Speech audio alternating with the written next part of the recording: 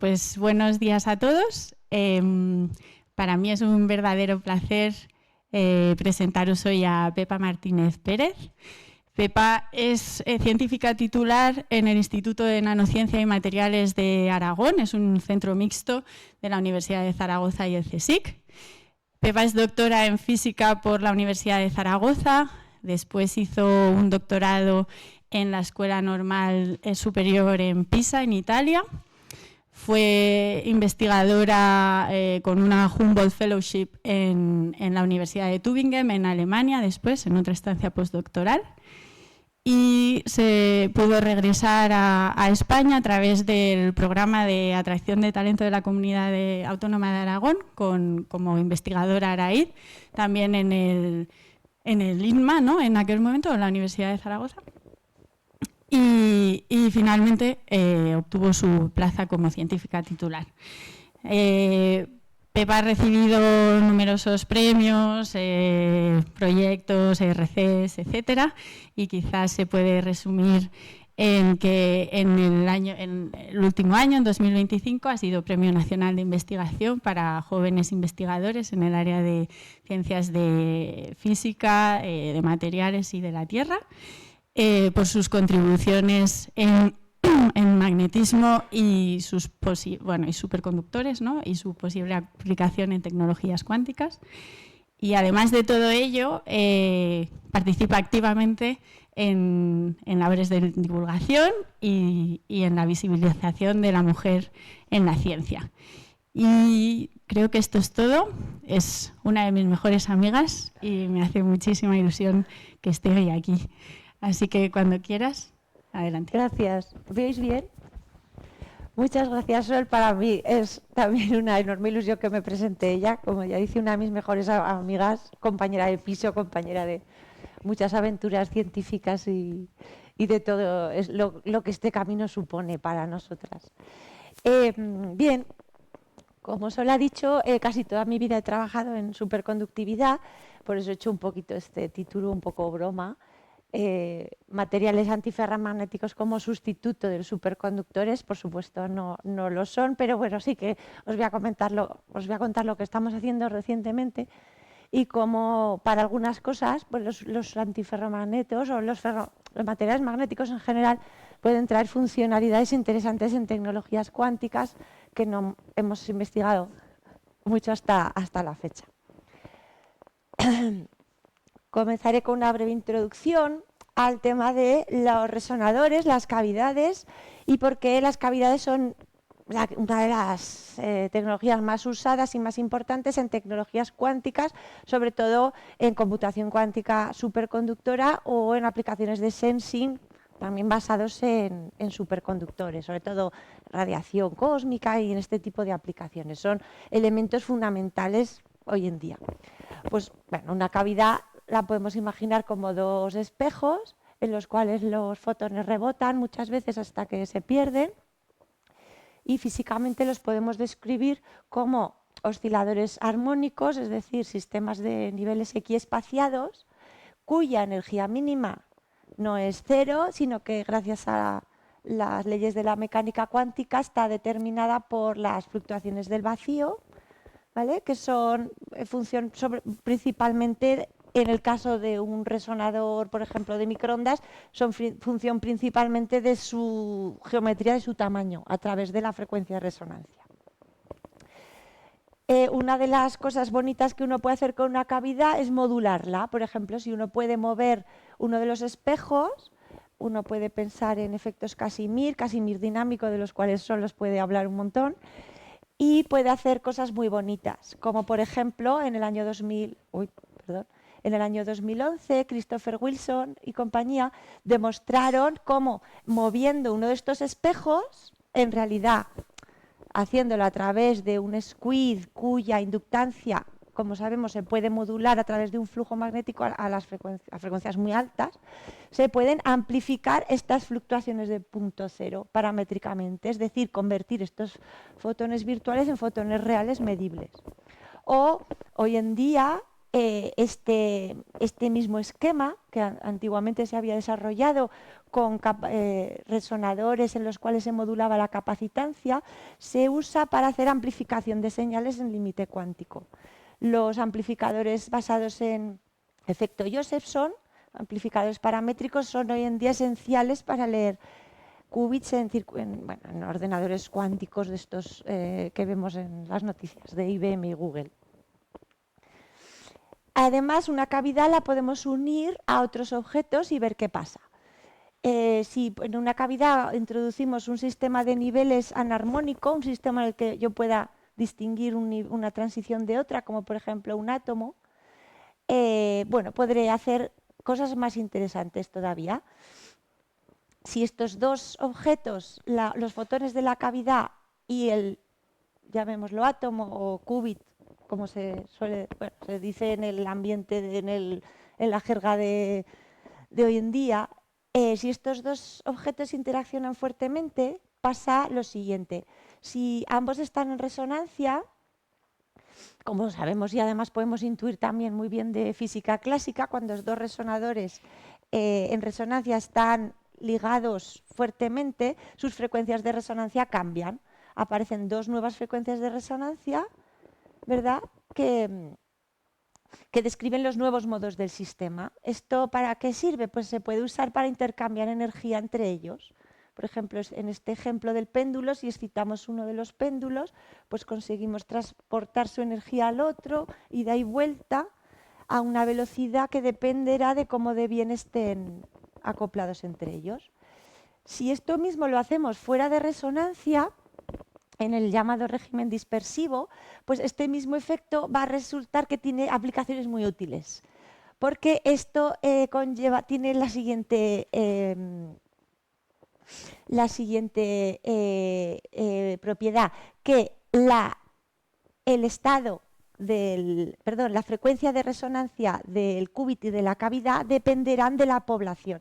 Es decir, si el qubit está en su estado fundamental, la frecuencia de la cavidad será una, y si está en su estado excitado será otra, ligeramente distinta, pero medible. Y esto es muy útil hoy en día para leer qubits, por ejemplo, sobre todo en el mundo de los qubits superconductores.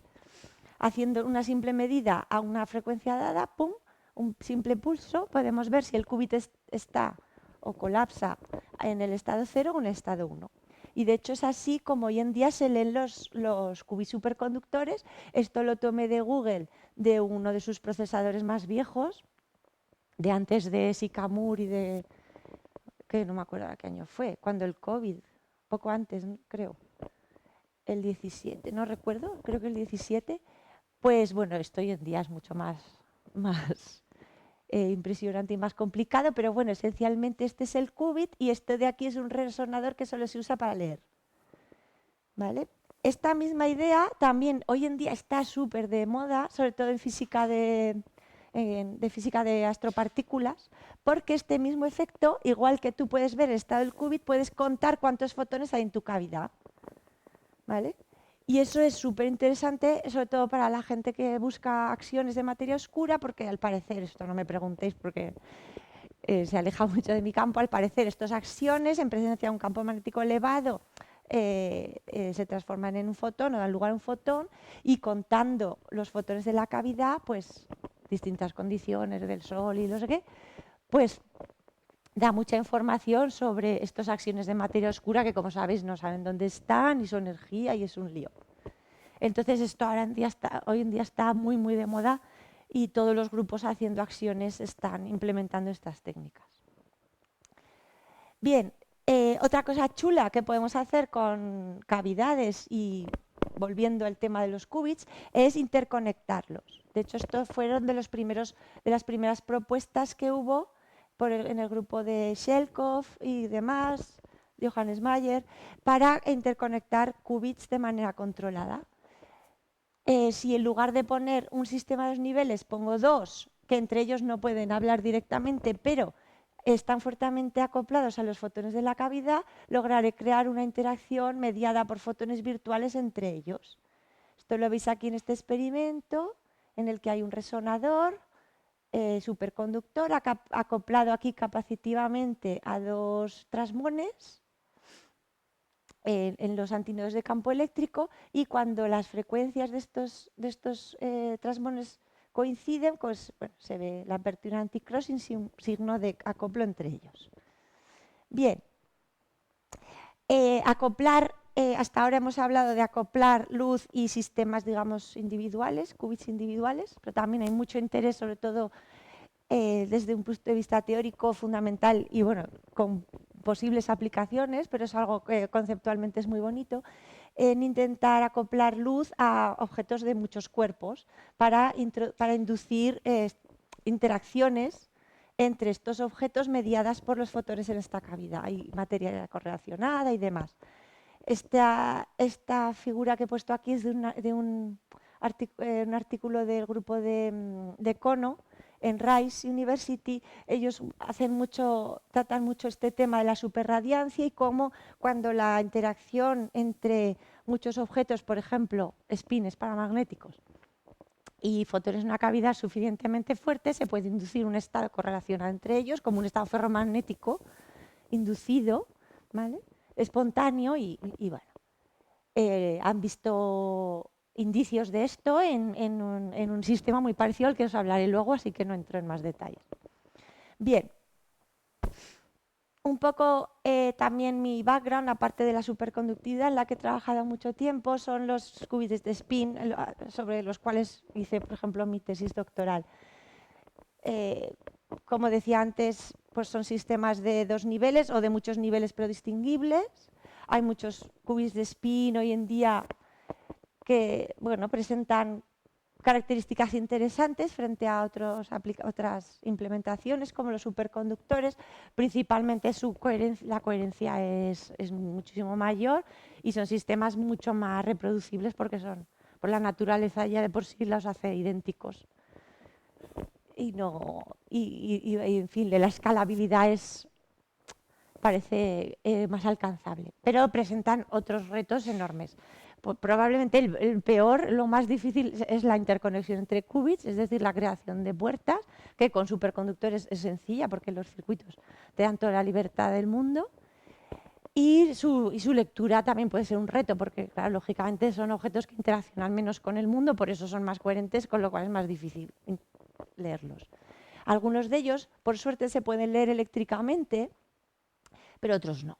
Por ejemplo, los envicentes, como sabéis, se pueden leer ópticamente, pero son difíciles de interconectar. Y bueno, los que hemos trabajado típicamente por tradición en Zaragoza son moléculas.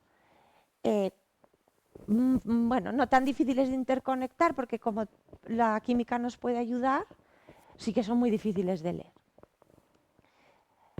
¿Por qué son difíciles de leer? Pues porque, a ver, si el sistema tiene interacción campo eléctrico, pues bueno, lo tienes un poco más fácil, aunque tampoco muy fácil, porque el campo eléctrico se puede confinar, pero si el sistema es magnético lo tienes un poquito más difícil, porque es más difícil confinar un campo magnético.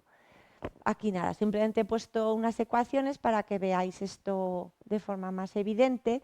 El acoplo, lo que llamamos siempre G, entre una transición electrónica de EPR y la radiación en una cavidad es el elemento de matriz de este objeto, del momento magnético del dipolo y las fluctuaciones de punto cero magnéticas en la cavidad. Esto no lo puedo cambiar y esto es lo que hay que optimizar esencialmente. Si igualas la mitad de la energía de punto cero del resonador a la parte magnética, ves que al final estas fluctuaciones de punto cero dependen del inverso del volumen, que también es bastante intuitivo. Pues si es más pequeño, más parecido al tamaño del objeto, pues el acoplo es mejor. ¿Cómo se disminuye este volumen? Pues al final, bueno, no es fácil porque está restringido a la radiación con la que estás trabajando. De las cavidades tridimensionales se puede pasar a cavidades coplanares, idealmente resonadores LC, con los que uno más puede jugar con el ratio entre energía magnética y eléctrica y te permite optimizar un poquito más, ¿vale?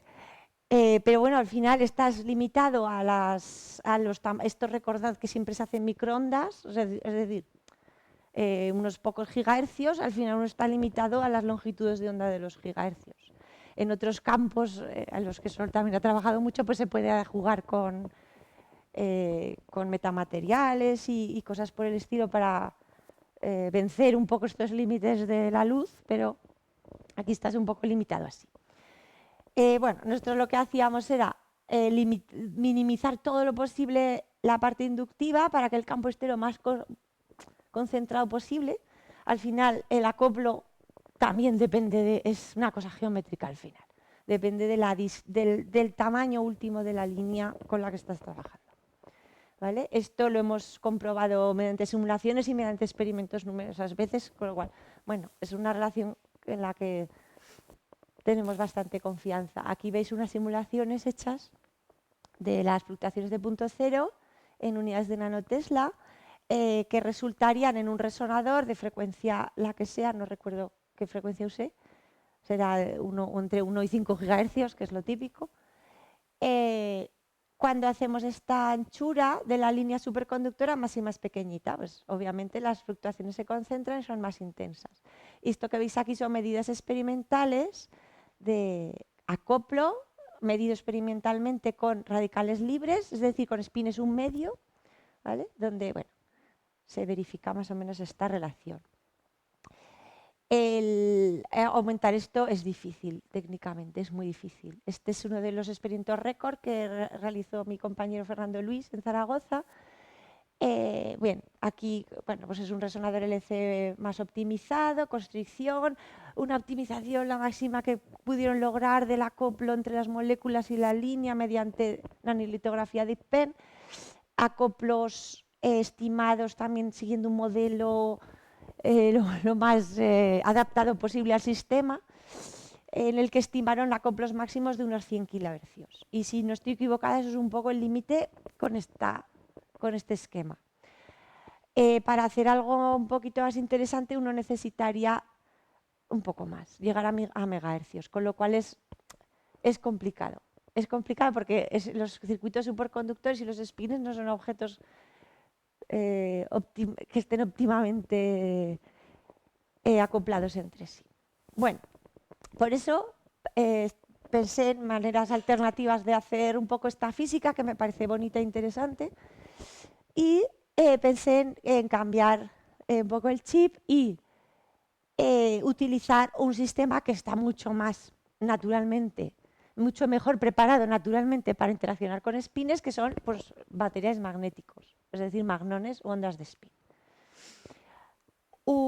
Imaginemos un ferromagneto, pues una esfera formada por momentos magnéticos paralelos entre sí, le aplicamos un campo magnético y todos están ordenados entre sí. En función de ese campo magnético, estos momentos magnéticos precederán según las leyes, en este caso, siguiendo el modo de Kittel. Clásicamente, estos spines pues como que precesionan cada vez con más amplitud. Cuánticamente, esto se puede cuantizar, estas ondas de spin, en excitaciones individuales, en magnones, igual que en un resonador de cualquier tipo, estos magnones tendrán una energía de punto cero determinada por la frecuencia, al final por las características del material. Estos objetos pueden interaccionar es decir, son capaces de inducir transiciones de spin, transiciones de EPR. Bueno, pues esa es un poco la pregunta y lo que intentamos resolver. Abordamos este problema teóricamente gracias a la colaboración de David Zueco, con el que he hecho todo lo que veis aquí. Yo hago los experimentos y él hace la teoría. Bueno, él me enseñó cómo normalizar estas ondas de spin para poder estimar la energía de punto cero de estos resonadores, digamos. Esto hicimos con distintos objetos. Por ejemplo, el caso más sencillo pues es tomar una esfera, en este caso usé permaloy, una esfera muy chiquitina de 60 nanómetros, y calcular las fluctuaciones de punto cero que este objeto produciría en el espacio. De aquí el acoplo a un spin sería igual que el que habéis visto antes. Es el producto, el elemento de matriz del momento magnético dipolar y estas fluctuaciones de punto cero. Para que veáis un poco estos números que significan, lo comparo aquí arriba con las estimaciones de fluctuaciones del punto cero en un resonador superconductor coplanar de estos distribuidos, en este caso, o sea, no son los más óptimos, pero bueno, para tener una idea, con dimensiones parecidas, es decir, con constricciones de 50 nanómetros, que está un poco dentro del límite experimental ya casi no razonable con un superconductor.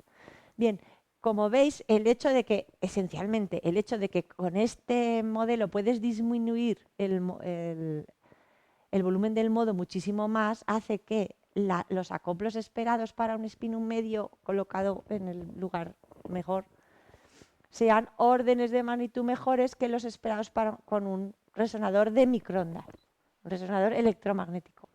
Esta estrellita sería un resonador LC.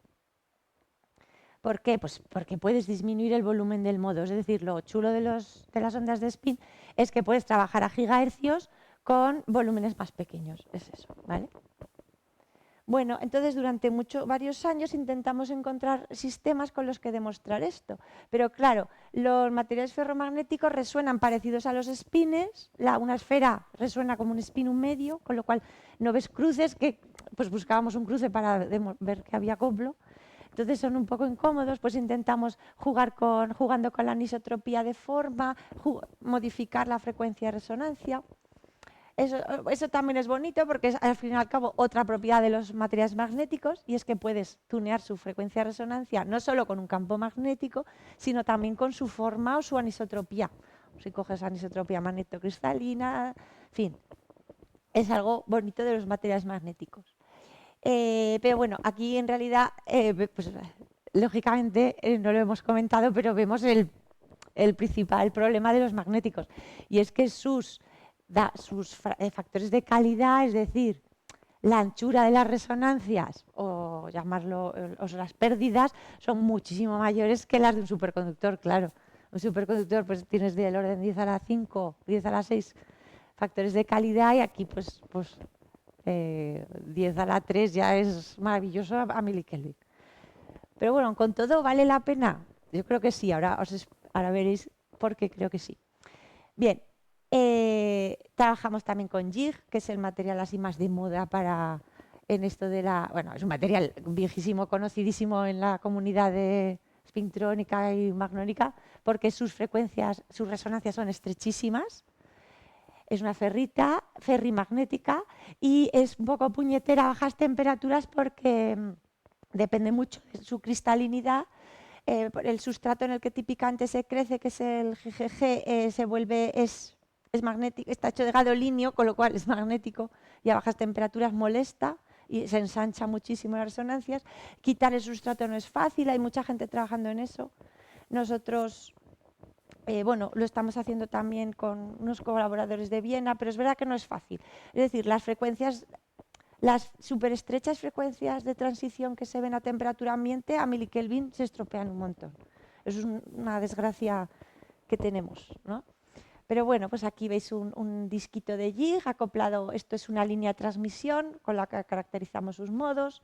Lo hemos acoplado también a resonadores para ver que podemos verlo y ver acoplo fuerte. Son discos muy pequeñitos. Esto, perdón que no he puesto la escala, este tenía 5 micrómetros, o sea, son ya objetos muy pequeñitos acoplados en este caso a circuitos superconductores. Esto es una waveguide, también puedes hacerlo en resonador. Pero perdón, de nuevo, pues eso, tienes frecuencias de resonancia como las de un spinum medio. Es difícil aquí encontrar un objeto que te vaya a cruzar para ver cosas. De hecho, no ha sido fácil. O sea, hay muchos otros grupos, por supuesto, tratando de demostrar esto, y no ha sido fácil. Aquí tenéis dos ejemplos que ya tienen 2 añitos, pero son súper bonitos. Este de aquí es del grupo de Absalom, y Michael Flatte, que es uno de los teóricos que empezó a proponer esto. Y aquí consiguen ver un acoplo, como os he dicho, puedes acoplar 2 objetos entre sí mediados por fotones en una cavidad, pues aquí acoplan 2 envicentes débilmente todavía entre sí, mediados por magnones en una lámina de Jig. ¿Vale? Débilmente todavía. Aquí veis otro ejemplo muy chulo. Esto es un disco de Permaloy, esto es del grupo de Schultheis en Dresden, en el que en esta configuración uno puede obtener modos más bonitos, como modos de vórtice o Whispering Gallery Mode, como es este caso, que son convenientes porque dependen poco del campo, con lo cual cruzan con spinner, ¿no? Y ellos lo que hicieron fue ver excitaciones del modo principal del disco inducidas por una excitación en un spin, es decir, como lo opuesto. También en régimen débil, pero indicativo de que hay acoplo, ¿vale? Hasta la fecha solo había habido una demostración de acoplo spin magnon fuerte, que es la que veis aquí del grupo de Cono, que es ese que os he puesto al principio, que estudia superradiancia y sistemas fuertemente correlacionados mediante interacción luz-materia y tal.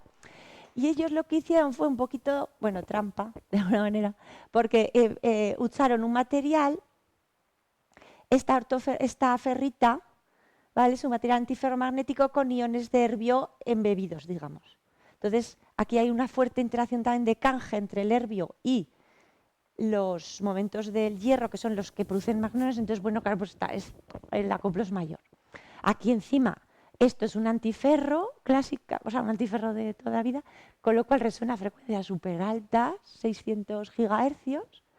Pero bueno, aquí veis, esto de aquí es la frecuencia del magnón antiferromagnético, y esto es la resonancia EPR del spinerbio. Y cuando se cruzan observaron estos anticrossing muy chulos a distintas temperaturas, distintas concentraciones de herbio, etc. O sea, esto sí que es una prueba de acoplo fuerte y muy fuerte, de hecho, spin magnon, que ellos utilizan en estos estudios que digo de superradiancia.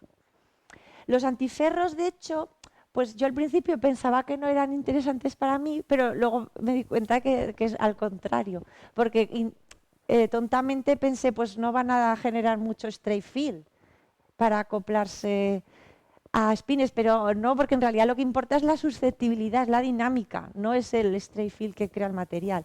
Y encima los antiferros suelen tener, o sea, están midiendo dampings muy bajos en antiferros, ¿vale? De hecho, ahora hay un campo enorme de investigación en spintrónica con antiferromagnetos, en las que estos materiales pueden ser interesantes.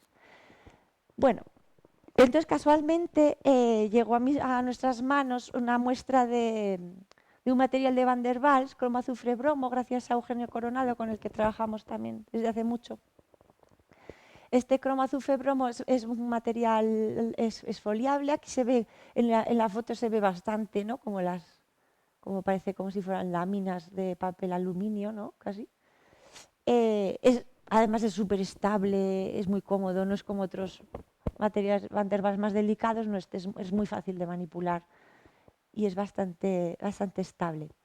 Y además es un antiferromagneto tipo A, es decir, es antiferromagnético por láminas.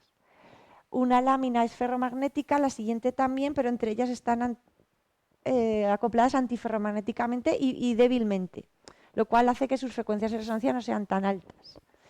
Y encima, cuando lo medimos, encontramos unas resonancias súper estrechas, que fue realmente lo que más ilusión nos hizo.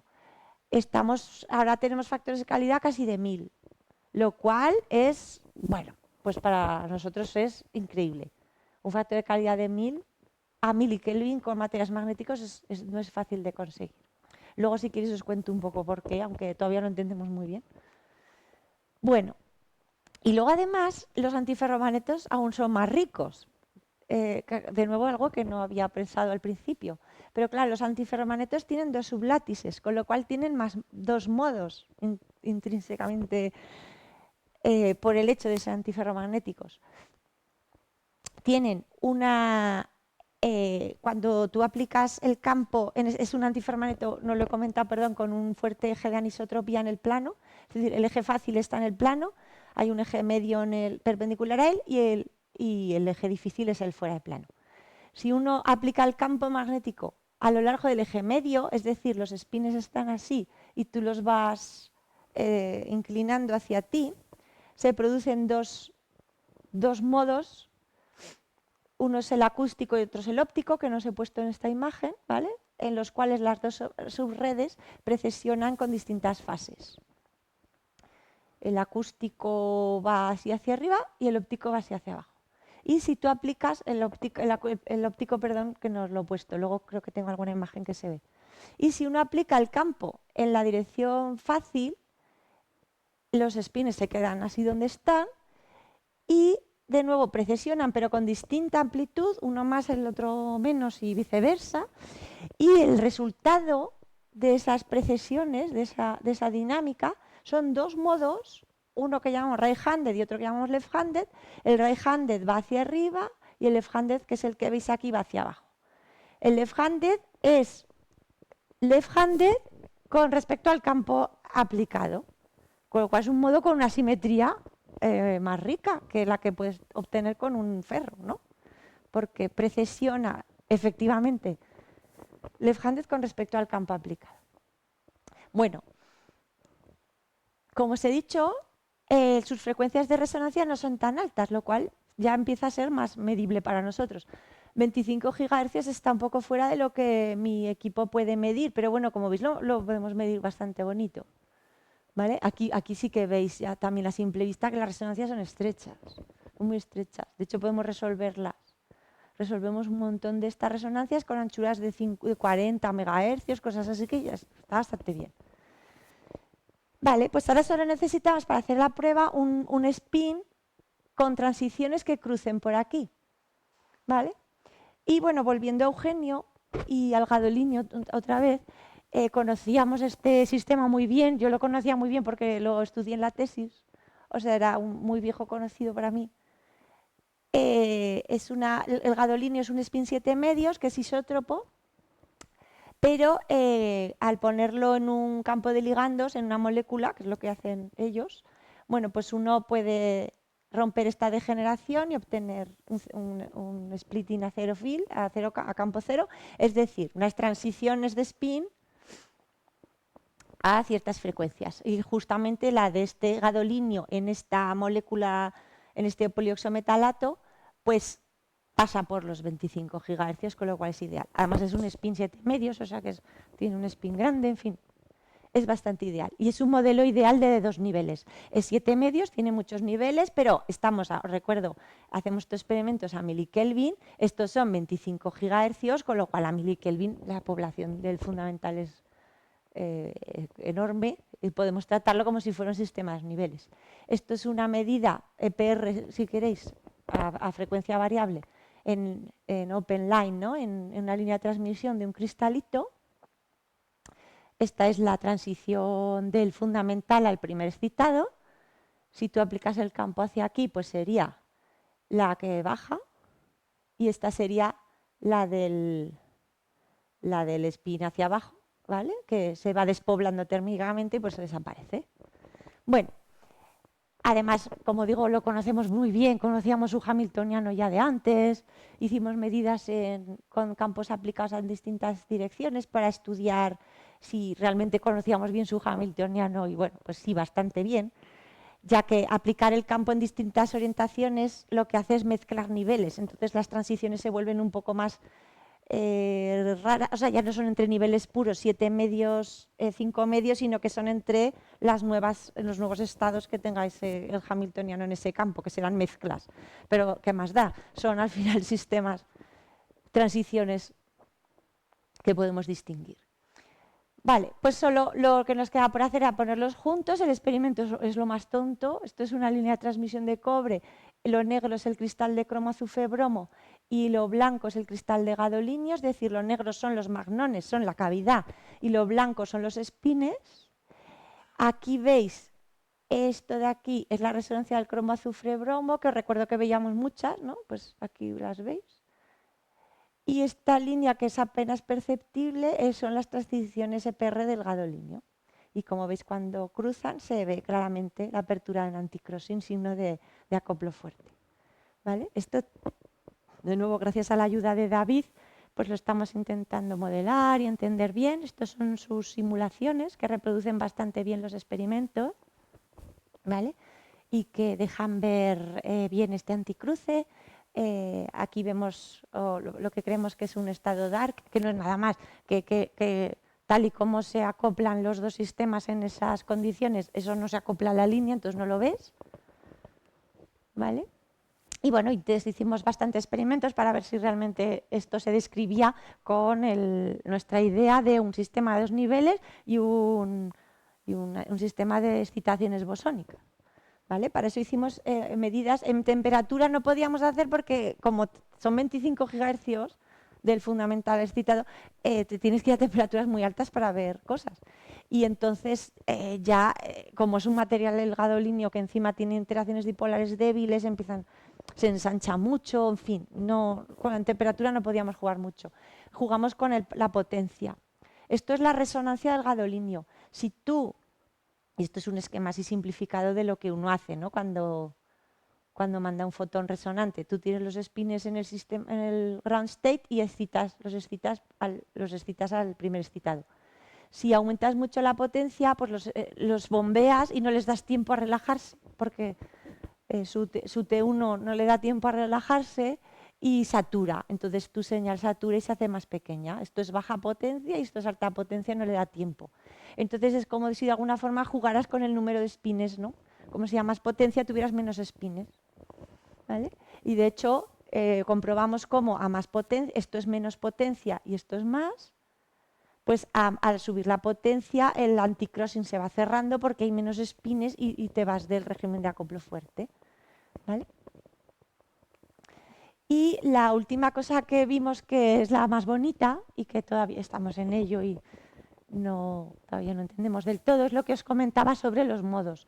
Hemos hablado de que hay varios modos que uno puede excitar en estos magnones antiferromagnéticos cuando el campo es aplicado a lo largo del eje medio, es decir, cuando uno provoca un tilting de las dos sublátices, el modo resultante es lo que sea, es además un poco polarizado linealmente, se parece a un modo linealmente polarizado, pero esencialmente right-handed, ¿vale? Es un modo que induce transiciones de spin, como vemos aquí, que invertido, o sea, aquí increasing power es para allá.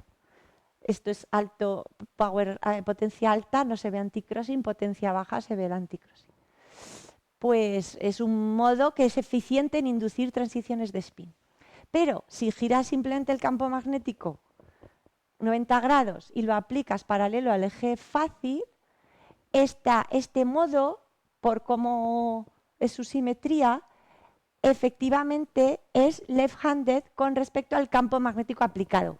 Y el gadolínio precesiona o sus transiciones ocurrirán right-handed con respecto al campo magnético aplicado.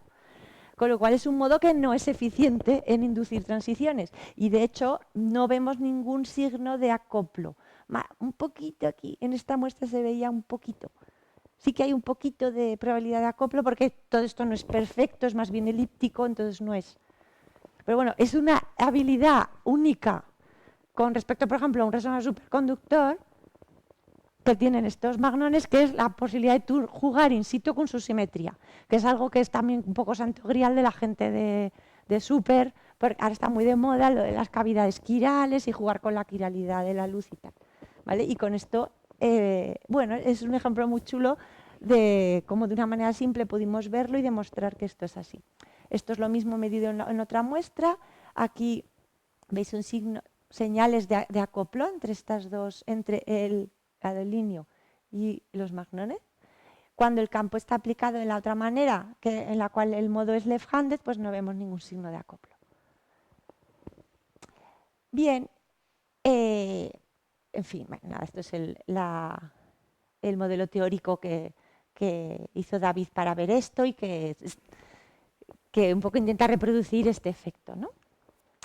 Bien, entonces en eso estamos. Hemos creemos que es un sistema muy chulo para estudiar y claro, ahora lo que estamos intentando es, hemos visto al principio que teníamos que hacer el resonador más pequeñito y más pequeñito para aumentar el acoplo y lo que os he enseñado eran cristales de gadolinio de CB, de cromo azufre bromo muy grandes, de milímetros.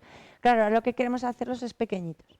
Además, al ser Van der Waals, pues resulta más atractivo porque un Van der Waals, pues idealmente lo podemos, si todo fuera perfecto, lo podríamos manipular hasta la escala bilayer y tendríamos el tamaño mínimo posible. Lógicamente eso es difícil de medir. Y entonces aquí estamos usando de nuevo circuitos superconductores para ver eso con un poquito, para optimizar la lectura de estos cristales. Estos son los primeros test que estamos haciendo. Está resultando lógicamente no muy fácil porque son láminas muy delgadas y la señal es débil. Pero bueno, aquí ya veis, este experimento es de la semana pasada. Son capitas, flakes de, pues este aquí pone 50 nanómetros, esto lo hacen Samuel Mañas en Valencia, que muchos conoceréis. Esta era un poco más gordita, de casi 100 nanómetros, en líneas de transmisión superconductoras. Esto hay que mejorarlo aquí metiendo métodos de lectura no dispersivos, resonadores y demás, que es lo que pretendo hacer en Canadá cuando me vaya ahora dentro de un par de semanas. Pero bueno, ya veis que vemos los modos muy bien definidos, son modos súper estrechos. Además hemos aprendido a separarlos mejor, ¿vale? Porque a nosotros nos da igual que haya 1000 modos, mientras veamos uno bien, pues nos da igual. Esta imagen es muy nueva y estamos muy contentos con ella porque realmente creemos haber aprendido bien a hacer la medida, poner las capas, que no se degraden y demás. Y en eso estamos. La idea es intentar utilizar esto. Por un lado, mi compañero David está muy ilusionado porque hay mucha teoría y cosas nuevas por pensar con todo esto de la quiralidad, en fin, son nuevas herramientas en este contexto y, en fin, pues los próximos experimentos querríamos lógicamente ir a acoplos más fuertes, cristales más pequeños y una de las cosas más bonitas que sería demostrar acoplo entre espines separados, entre cristales separados, ¿no? En fin, y ya para terminar, quiero dar las gracias sobre todo a David, quien ha hecho toda la teoría, además prácticamente solo el pobre.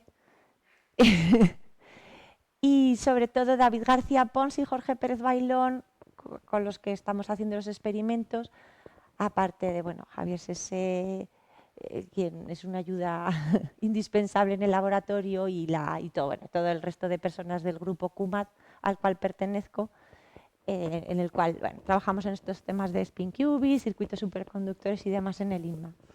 Y he terminado, creo que he hecho más o menos bien tiempo. Gracias.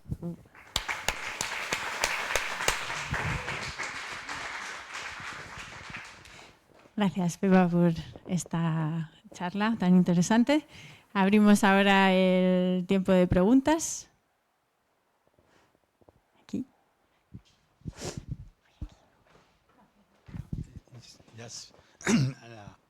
El acoplo entre el gadolinio y los espines del antiferro es casi a una distancia atómica, ¿no?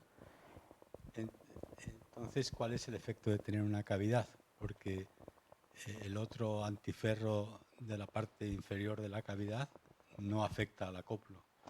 A ver, es colectivo, o sea, lo que sucede en antiferro es colectivo y llamo cavidad a todo el material. O sea, lo ideal sería tener un antiferro, el CSB, lo más pequeño posible, lo más fino posible, además cerca de los bordes, que es donde el efecto es mayor, porque es donde los stray fields son mayores. Y lo llamo cavidad, abusando un poco del lenguaje, pero es un efecto colectivo, claro, los magnones son colectivos de todo el material. Y otra pregunta. Otra pregunta. Es hablar del acoplo de los espines del gadolinio con el antiferro, con las ondas de spin del antiferro. Sí. Realmente uno podría pensar el acoplo entre las ondas de spin del gadolinio y las ondas de spin del antiferro, porque en principio las ondas de spin del antiferro solo se acoplan, por decirlo de alguna manera, con el centro de masas de todos los espines de gadolinio. Por eso tienes modos brillantes Si yo lo Sí, entiendo, sí, y es un luego se acoplo de oscuro. nuevo O sea, colectivo al estás gadolinio. acoplando ondas de spin de gadolinio con Bueno, ondas de spin del antiferro. pero los gadolinios entre ellos son independientes, se comportan como... Pueden tener, a ver, puede haber efectos, o sea, tienen una leve interacción dipolar entre ellos, pero es muy, muy débil. O sea, magnones, verlos no los hemos visto en el gadolinio. Y es verdad que es un efecto colectivo, es decir, G aumenta con la raíz del número de spines, porque acopla a un solo átomo gadolinio, no lo hemos logrado ver, sería un sueño. Pero sí, pero vamos, el acoplo entre los gadolinios es muy débil. Es muy, muy débil. De hecho, esto se ordena dipolarmente a unos 15 milikelvin. O sea, el acoplo es debilísimo, porque como está rodeado de estos polioxometalatos, la distancia entre gadolinio y gadolinio es alta. Vale, gracias, mi amor.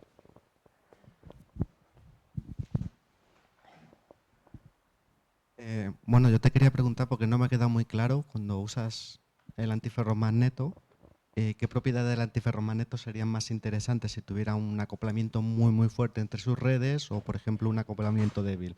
¿Cuál de las dos sería mejor o si eso importa? Yo no soy experta en espintrónica, pero el acoplamiento entre capas afecta a la frecuencia de resonancia, aunque tampoco, o sea, al final mueres un poco a los 20 y pico gigahercios, porque son los... O sea, en todos los materiales laminares de cromo resonan a unos 20 y pico gigahercios y más acoplo entre capas subiría un poquito más esas frecuencias y menos la bajaría. Vale. No sé químicamente cuánto uno puede jugar con eso, no lo sé. Vale, y te quería preguntar también si sería de algún interés, por ejemplo, en vez de un antiferromagneto, usar un ferrimagneto y así tendría Sí, los dos sí. comportamientos con temperatura de Sí, compensación. sería muy interesante. En realidad lo básico es tener resonancias estrechas, Ujú. porque para poder resolver las interacciones necesitas resonancias estrechas. Vale.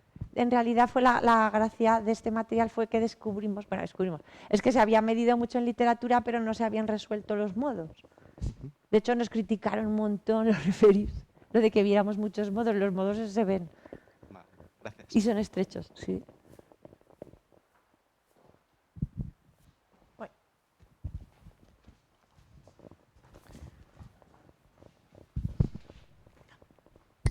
Gracias, muchas gracias. Yo no he terminado de ver claro por qué Van der Waals, ¿no? O sea, porque hay sistemas antiferromagnéticos que pueden tener una calidad estupenda, de hecho con cristales con mucha mayor calidad que los de Van der Waals. Es que en este es el único en que hemos visto acoplo. Trabajamos, a ver, queríamos que las frecuencias bajas. Por ejemplo, ferritas de estas que resuenan a terahercios, nosotros no están dentro de nuestras posibilidades.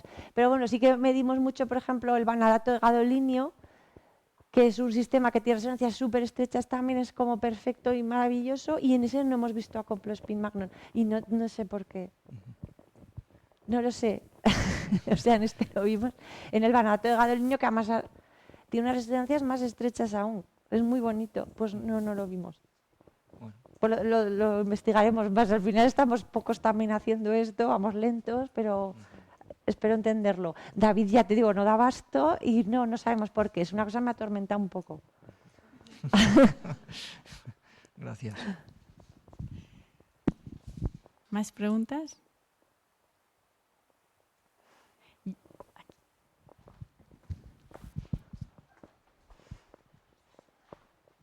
Bueno, yo soy no conozco nada acerca de ferromagnetics, de espintrónica, pero una curiosidad, porque en estos Van der Waals Materials defines dos modos, ¿no? Un acústico y un óptico, donde los spines se orientan, ¿no?, en función del campo electromagnético. En el caso del Van der Waals Materials, si vas a muy pocas capas, bicapas y demás, ¿esperáis ver una diferencia entre los dos tipos de modos? Porque claro, el spin está orientado de forma muy diferente, ¿no?, entre el acústico y el óptico. Bueno, en teoría, no. Los experimentos se han hecho experimentos con muy pocas capas. Hay uno en Archive, un súper reciente de Delft, y los modos suceden en las mismas resonancias. Sería maravilloso poder jugar con esas frecuencias. Es algo en lo que Eugenio trabaja. Como son Van der Waals y puedes twistearlos, ponerles cosas, es algo en el que él trabaja. Pero hemos hecho experimentos con capas rotadas y no hemos visto mucho cambio, de momento. Pero bueno, sí que es verdad que es un parámetro más que ojalá sirviera para tunear las frecuencias. Pero de momento hemos hecho solo un experimento. Y otra pregunta, porque no me ha quedado claro en tu explicación. Esta es una pregunta más personal. Tú empezaste haciendo óptica. No, superconductividad. Bueno, Superconductividad, porque siempre como he haces hecho muchas magnetismo y referencias. superconductividad. Claro, yo soy de fotónica, haces muchas referencias al fotón, ¿no? En tus explicaciones. Quería saber si es que tenías algún tipo de vínculo No, con... no, en realidad mi tesis doctoral fue con spin, con los gadolinios Sí. estos. Y con nanosquids, he trabajado muchísimo en nanosquids y en sistemas de medida, y luego he trabajado muchos años en circuito superconductor. Este lenguaje de fotón me viene heredado de David, con el cual hablo mucho, y él viene de óptica cuántica, y entonces lo he heredado un poco.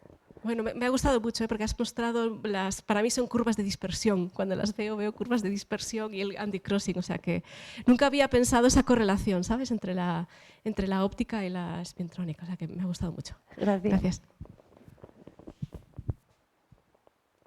¿Más preguntas?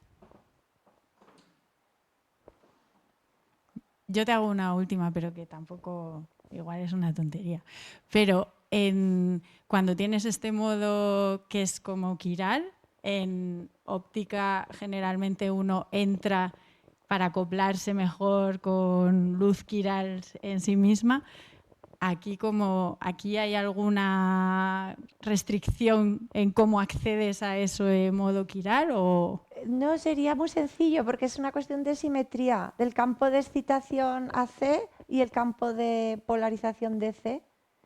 Resulta en una simetría y en otra. Y además tú pasas de una a otra suavemente. Vale. O sea, de hecho, no lo he mostrado, pero tenemos las medidas de acoplo, cómo desaparece el acoplo al rotar el campo y es suave. Y lo entendemos así, creemos que es porque ese modo no puede inducir transiciones de spin. Vale. ¿Nada más? ¿Hasta aquí? Pues nada, le damos las gracias otra vez a Pepa.